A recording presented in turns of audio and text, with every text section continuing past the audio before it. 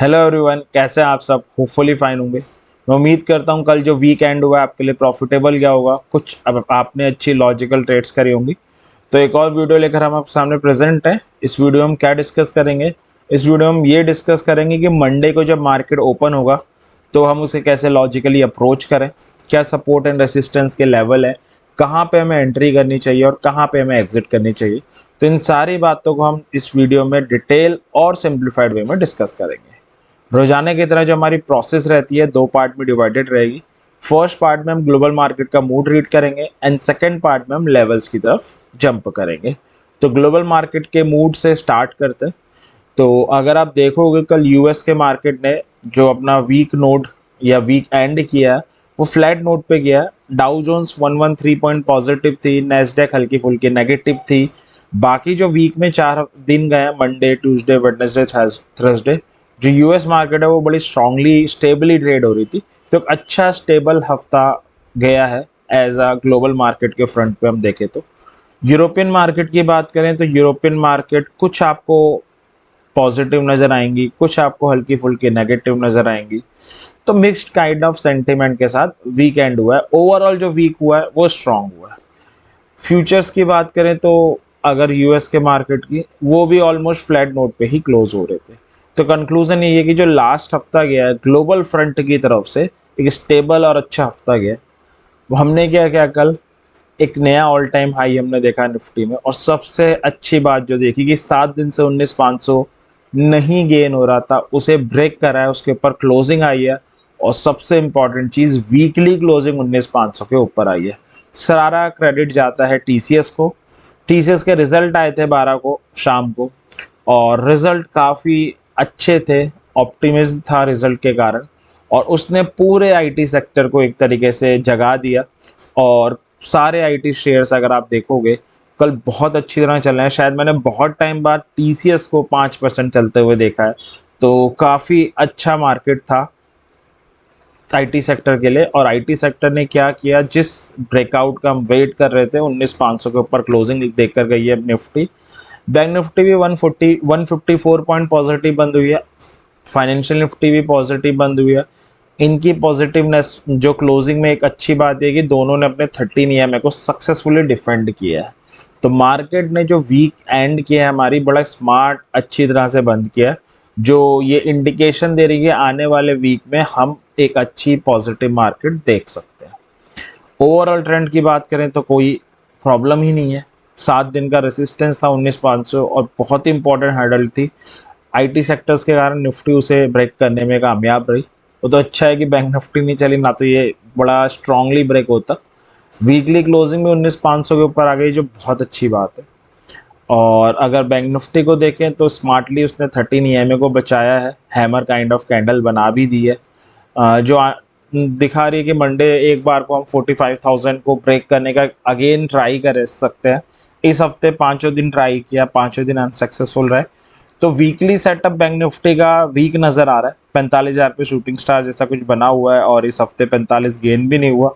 But जो daily setup है वो ये दिखा रहा है कि एक और अटेम्प्ट बैंक निफ्टी की तरफ से होना चाहिए अगले वीक। तो ओवरऑल सेटअप में कोई भी दिक्कत नहीं है।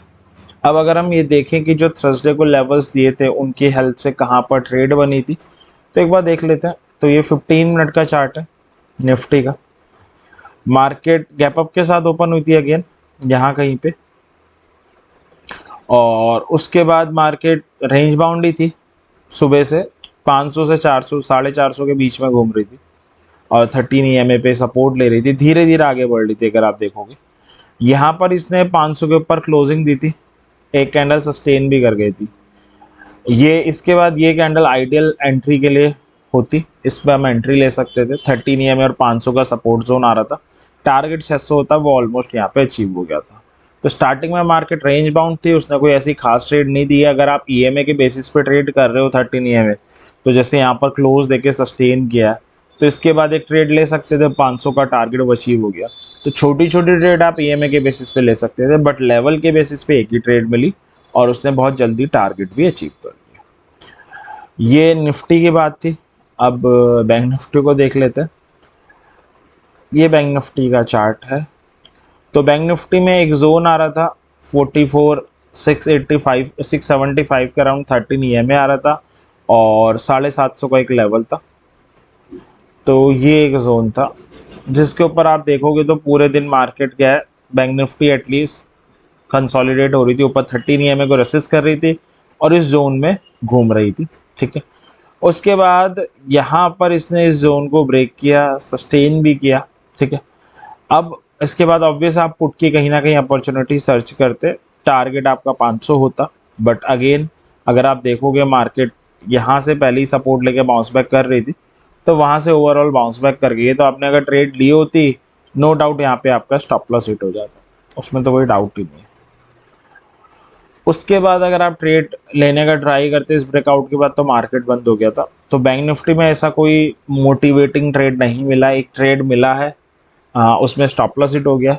स्टार्टिंग ऑफ द मार्केट में आप एक दो ट्रेड और ले सकते हैं, जैसे इसने 13 EMA ब्रेक किया, एक कैंडल सस्टेन करी, तब पुट बाय कर ली, बट अगेन वो लेवल्स के बेसिस पे नहीं होती, 13 EMA के बेसिस पे होती है, क्योंकि लेवल्स के बेसिस पे आपको ट्रेड तभी मिलेगी ऑब्वियस है जब मार्केट मोमेंटम में होगी। मार्केट मोमेंटम में नहीं है तो ऑब्वियस है वो नहीं मिल पाएगी। जब आपको लेवल्स के बेसिस पे मिलती, वो एक ये ट्रेड मिली है और उसमें श्योरली स्टॉप लॉस हिट हुआ। तो ये था हमारे निफ्टी और बैंक निफ्टी का फ्राइडे का ऑनेस्ट एनालिसिस। अब चलते हैं मंडे के लिए, तो लेवल्स को डिस्कस कर लेते हैं। सबसे पहले जो लेवल्स हैं स्पॉट के लेवल्स हैं, फ्यूचर्स के नहीं है। अगर इसमें एंट्री बनती है तो आप फ्यूचर्स में ट्रेड कर सकते हो या ऑप्शंस में कर सकते हो। ठीक है, और ऑप्शंस में कौन सी स्ट्राइक लें ये सवाल आता है, तो उसके लिए आप जस्ट आउट द मनी ले सकते हो जिसका डेल्टा नियर अबाउट 0.4 हो। अगर कोई बिगनर ये वीडियो देख रहा है जिसको हैमर के बारे में, 13 EMA के बारे में, डेल्टा के बारे में नहीं पता, तो ऑलरेडी हम उस पर एक सिंप्लीफाइड एंड डिटेल वीडियो बना के चैनल पे अपलोड कर चुके हैं। डिस्क्रिप्शन में इस वीडियो के आपको लिंक भी मिल जाने हैं, आप उन्हें देख सकते हैं और कोई भी डाउट है कमेंट सेक्शन में ज़रूर पूछ सकते हैं। सपोर्ट है 500, 400, 250 से 300 का जोन, रेसिस्टेंस है 600 से 625 का जोन और 750। ऑप्शन सेलर है 19,900 के ऊपर रह सकते हैं, पुट सेलर है 19,100 के नीचे रह सकते हैं। बायर है तो ये आपके लेवल्स रहे जिनकी हेल्प से आप लॉजिकली ट्रेड कर सकते हो मंडे को मार्केट में। बेटर विजुअलाइजेशन के लिए क्या करता हूँ मैं, एक बार इनको चार्ट में बता देता हूँ ताकि आप बेटर तरीके से इसे यूज कर पाओ। अब जो पॉसिबिलिटी दिख रही है मंडे को, फ्लैट से लेकर हल्के फुल्के गैप अप की नज़र आ रही है, तो गैप अप से ही स्टार्ट करेंगे। तो गैप अप के केस में एक जोन आ रहा है 600 से 625 का जोन, जिसके नीचे मार्केट बंद होके गई है। अब इसके ऊपर खुलती है, बीच में खुलती है, कहीं भी खुले, बट 15 मिनट की कैंडल इसके ऊपर क्लोजिंग दे दे, एक कैंडल सस्टेन कर जाए, मतलब 2 कंसेक्यूटिव कैंडल ऊपर क्लोजिंग दे दे, then it's a call buy sign. आप कॉल को बाय करेंगे। कौन सी call? Just out the money. Target 750 आपका हो जाएगा। और अगर क्लोजिंग नीचे दे, एक कैंडल सस्टेन करे, then it's a put buy time. आप कौन सी पुट बाय करेंगे? Just out the money. Target आपका 500 और 400 हो जाएगा। यहाँ पे आप अपनी कन्विक्शन बढ़ाने के लिए OIs को भी ट्रैक कर सकते हो, क्योंकि 600 पे कॉल OI सिग्निफिकेंट था, कॉल सेलर सिग्निफिकेंट थे, तो इस केस में अगर वो डिक्रीज हो रहा है तो ये एडिड कन्विक्शन की तरह काम करेगा, और इस केस में इंक्रीज हो रहा है तो वो एडिड कन्विक्शन की तरह काम करेगा। स्ट्राइक की बात हुई कौन सी लेनी है, टारगेट की बात हुई कौन सी लेनी है, रह गया स्टॉप लॉस। तो स्टॉप लॉस अगर हम देखें तो क्योंकि हम एक जोन के साथ डील कर रहे हैं, स्टॉप लॉस कॉल के केस में ये हो जाएगा, स्टॉप लॉस पुट के केस में ये हो जाएगा, एंड ये प्रीमियम के टर्म में नहीं है। अच्छी बात है, प्रीमियम के टर्म में क्या है, 0.4 डेल्टा 50 पॉइंट्स का डिफरेंस है, तो हम 20 पॉइंट्स नीचे लगा सकते हैं कॉल में भी एंड पुट में भी। तो ये था निफ्टी अगर मंडे को गैप अप हो तो उसे कैसे लॉजिकली डील करना है। अब चलते हैं सेकंड केस में जो है गैप फ्लैट का, सॉरी, कि मार्केट अगर फ्लैट ओपन हो तो उसे कैसे हम डील करें। फ्लैट का मतलब है जो निफ्टी बंद हुई है 19,564 रुपये बंद हुई है, यहाँ कहीं पे नहीं कहीं पर खुल जाना। अगर यहाँ कहीं पे खुलती है तो 600 से 625 के जोन के नीचे खुलेगी, और 500 का जो लेवल है जिसका ब्रेकआउट इसने किया है, जिसके ऊपर क्लोजिंग आई है, उसके ऊपर खुलेगी। तो इस केस में हम क्या कर सकते हैं, या तो ओपन होने के बाद इस जोन का ब्रेकआउट करे और सस्टेन करे, then it's a call buy time, just out the money वाली 750 के आसपास का टारगेट होगा, और उसको ब्रेक ना कर पाए तो it's a put buy time, put buy करेंगे। टारगेट आपका 500 के आसपास का होगा। और अगर खुलने के बाद गिरने लगती है तो 13 EMA यहाँ कहीं पे आ रहा होगा, तब आप उसकी हेल्प से अपनी एंट्रीज को रिफाइन कर सकते हो। तो ये था फ्लैट का केस कि अगर एकदम फ्लैट खुल जाए तो कैसे डील करना है। अब लास्ट केस गैप डाउन का।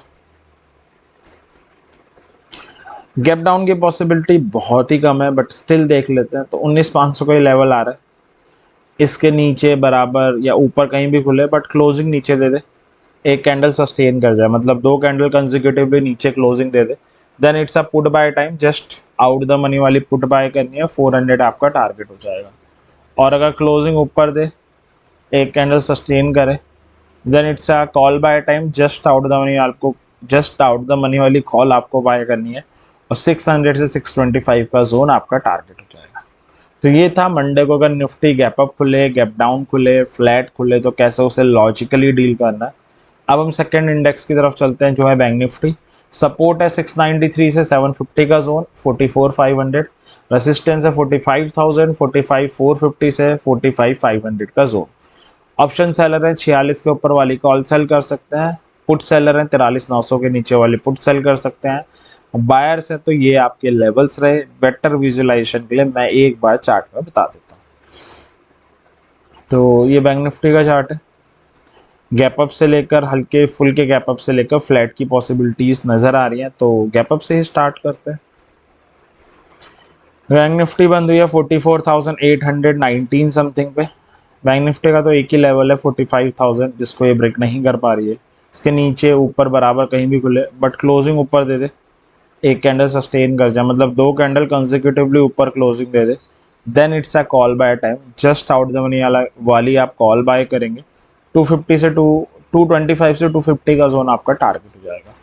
और अगर क्लोजिंग नीचे दे, एक कैंडल सस्टेन करे, जस्ट आउट द मनी वाली पुट आप बाय करेंगे आप, और आपका टारगेट हो जाएगा 695 से 750 का जोन।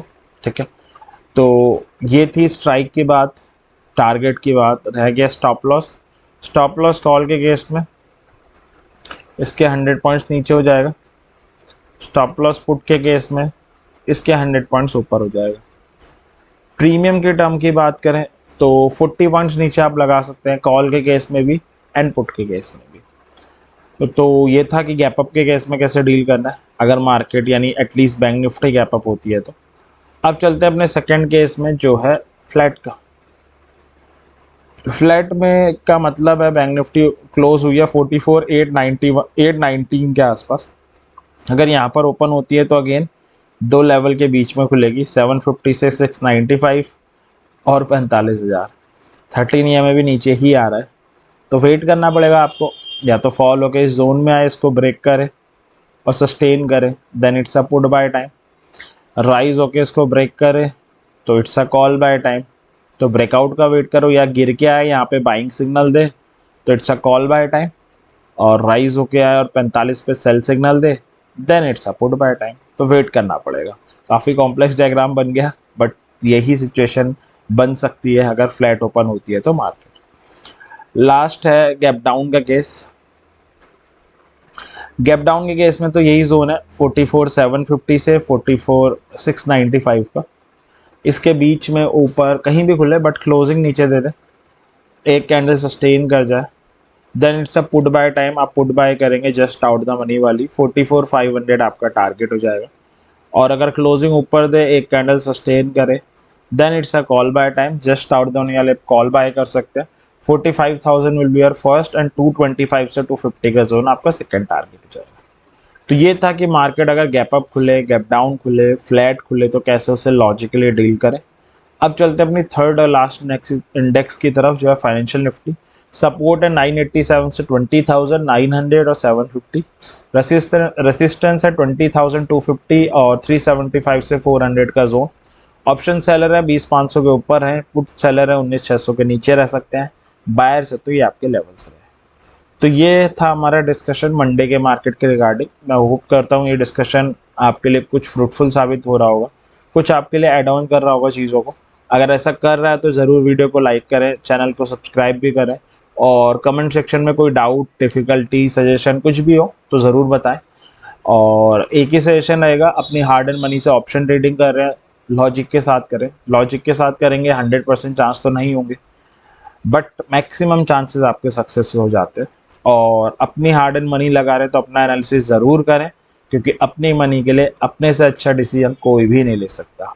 तो इसी विश के साथ कि मंडे आपका लॉजिकल एंड प्रॉफिटेबल नोट पे स्टार्ट हो, इस डिस्कशन को आज एंड करते हैं। Happy trading, thank you very much.